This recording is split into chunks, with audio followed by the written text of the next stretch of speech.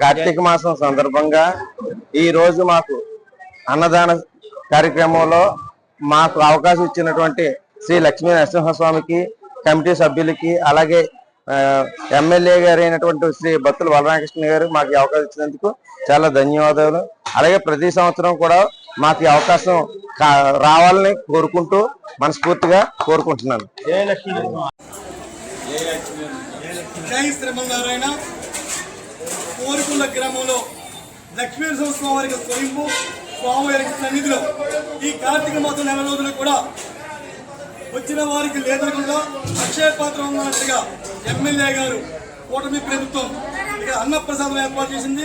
అందులో భాగంగా ఈరోజు శంకర్ కృష్ణ గారి కుటుంబ సభ్యులు ఈరోజు ఖర్చుతో వారిని పెట్టుకొని అన్నసామాలను ఏర్పాటు చేశారు. వారికి స్వామి వారికి మంగళాశాస్త్రాలు ధన్యవాదాలు. జై శ్రీమన్నారాయణ.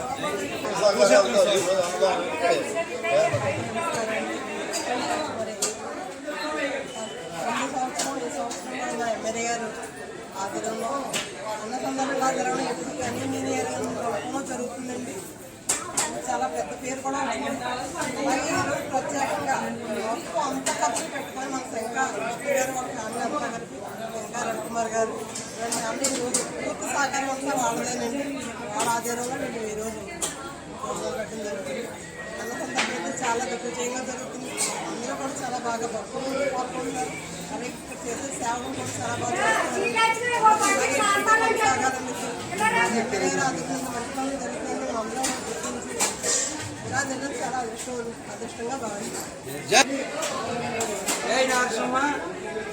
కోరుకొండ లక్ష్మీ నరసింహస్వామి వారి దేవస్థానం కార్తీక మాసం సందర్భంగా మన రాజారాజు నియోజకవర్గం ఎమ్మెల్యే బత్తుల బలరామకృష్ణ గారు, వెంకటలక్ష్మి గారి ఆధ్వర్యంలో ఇక్కడ అన్నవరం దేవస్థానం వారి యొక్క ఆధ్వర్యంలో నిత్యానందాలు జరిగిన దానికి ఇంకా కార్తీక మాసంలో అద్భుతంగా మహనీయంగా అన్నదానం జరగాలని వీళ్ళు సంవత్సరం కమిటీతో ఫామ్ చేసి కూటమితో సభ్యులు తీసుకుని ఇక్కడ మహోన్నతమైన అన్నదానం జరగాలని వారి యొక్క సహకారంతో ఇక్కడ ప్రారంభించారు ఎమ్మెల్యే గారు.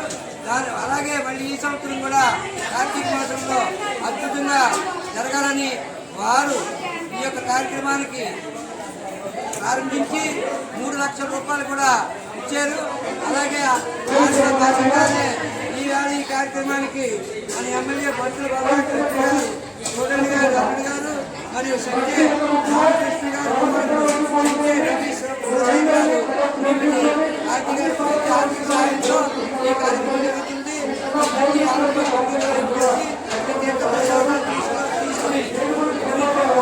తీసుకుని కావాలి. అలాగే ప్రతిరోజు సాయంత్రం కూడా